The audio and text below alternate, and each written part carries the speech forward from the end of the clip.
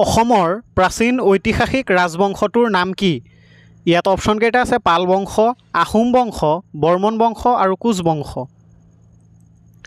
ইয়াৰ শুদ্ধ উত্তৰটো হ'ব অপশ্যন চি বৰ্মন বংশ। অসমৰ প্ৰাচীন ঐতিহাসিক ৰাজবংশটো হ'ল বৰ্মন বংশ। বৰ্মন বংশৰ প্ৰথম ৰজা কোন আছিল? ইয়াত অপশ্যন কেইটা আছে ভাস্কৰ বৰ্মন, পুষ্য বৰ্মন, মহেন্দ্ৰ বৰ্মন আৰু ভূতি বৰ্মন। ইয়াৰ শুদ্ধ উত্তৰটো হ'ব অপশ্যন বি পুষ্য বৰ্মন। পুষ্য বৰ্মন বৰ্মন বংশৰ প্ৰথম ৰজা আছিল। বৰ্মন বংশৰ ৰাজধানী ক'ত আছিল? ইয়াত অপশ্যন কেইটা আছে চৰাইদেউ, হাজো, প্ৰাগজ্যোতিষপুৰ আৰু কোচবিহাৰ। ইয়াৰ শুদ্ধ উত্তৰটো হ'ব অপশ্যন চি প্ৰাগজ্যোতিষপুৰ। প্ৰাগজ্যোতিষপুৰ বৰ্মন বংশৰ ৰাজধানী আছিল। বৰ্মন বংশৰ সৰ্বশ্ৰেষ্ঠ ৰজা কোন আছিল? ইয়াত অপশ্যন কেইটা আছে পুষ্য বৰ্মন, মহেন্দ্ৰ বৰ্মন, ভূতি বৰ্মন আৰু ভাস্কৰ বৰ্মন।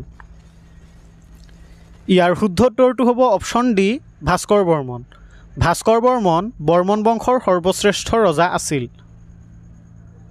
বৰ্মন বংশৰ শেষৰজন ৰজা কোন আছিল?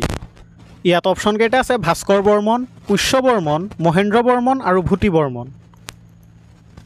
ইয়াৰ শুদ্ধ উত্তৰটো হ'ব অপশ্যন এ ভাস্কৰ বৰ্মন। ভাস্কৰ বৰ্মন বৰ্মন বংশৰ শেষৰজন ৰজা আছিল।